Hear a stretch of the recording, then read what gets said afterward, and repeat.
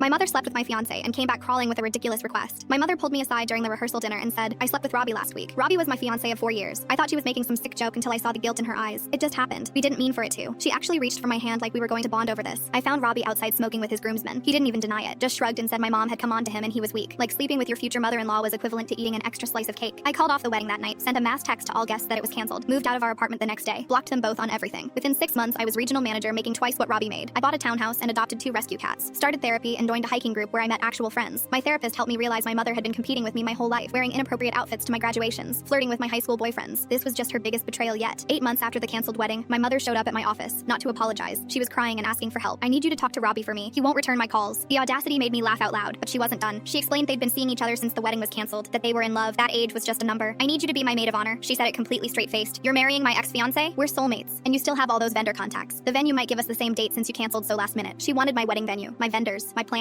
She'd already told family I was supportive, posted on Facebook about how mature I was being, even used my engagement photo locations, just cropping me out and inserting herself. She pulled out her phone to show me. "Look, I'm wearing your grandmother's ring. Robbie said you'd want me to have it. The ring my dying grandmother had given me specifically, now on my mother's finger." I stayed calm, told her I needed time to process. For 2 weeks, she bombarded me with messages about dress shopping and cake tasting. She sent links to mother of the bride dresses asking if they were too young for her. I met with my friend who was a party planner. We spent hours crafting the perfect response. I reached out to family members and learned she'd been lying extensively. Told them I'd begged her to take Robbie off my hands. My aunt revealed that mom had been pursuing Robbie throughout our entire relationship, showing up at his gym, texting him constantly. The seduction had been years in the making. We met at a restaurant where she immediately started talking about centerpieces. I let her ramble for 5 minutes. Then I slid my phone across the table showing a Facebook post I just published. It detailed exactly what happened, how she'd slept with my fiance, how she was trying to use my wedding plans, how she'd lied to everyone. "Take that down immediately." She grabbed for my phone. "How could you do this to me? The same way you did it to me, publicly and without remorse." She started crying about her reputation, how Robbie would leave her if there was drama. I stood up to leave. She grabbed my wrist. "Wait, there's something else. I'm pregnant. Robbie doesn't know yet. Please." I looked at her hand on my wrist, the same hand wearing my grandmother's ring. "That's not my problem." I walked out. The Facebook post went viral in our family. Aunts and uncles who'd believed her lies started calling to apologize. My grandmother's sister threatened to sue for the ring. Robbie's parents found out the full story and were horrified. 3 weeks later, my mother announced the pregnancy publicly, trying to salvage her image. Robbie proposed properly this time, probably out of obligation. But here's what she didn't expect. Robbie's ex-girlfriend from college reached out to me after seeing my post. She told me my mother wasn't the first older woman Robbie had been with. His pattern was targeting women who could advance his career or lifestyle. My mother had money. I had potential. We were both marks. I forwarded everything to my mother anonymously. She didn't believe it at first. Then she started watching, noticing how Robbie's eyes wandered, how he'd disappear for hours, how he seemed more interested in her credit cards than her company. She called me 6 months pregnant, crying. "You were right. He's been cheating with someone from his office. She's 23. I listened. I didn't comfort her. I don't know what to do. I'm alone and pregnant and everyone hates me. You made your choices. Now you live with them." I hung up. My mother had the baby, a girl. Robbie signed away his rights and moved to another state with the 23-year-old. Sometimes I see photos of my half-sister on social media. She looks like me when I was little. Same eyes, same smile. I don't reach out. Maybe one day when she's older and can understand, I'll tell her the truth. But that's not my responsibility right now. I'm engaged again to a man I met in my hiking group, someone who's never met my mother and never will. At our wedding, the maid of honor will be my best friend Claire. The mother of the bride seat will be empty, and I'll finally have the day I deserved all along. Full story linked below.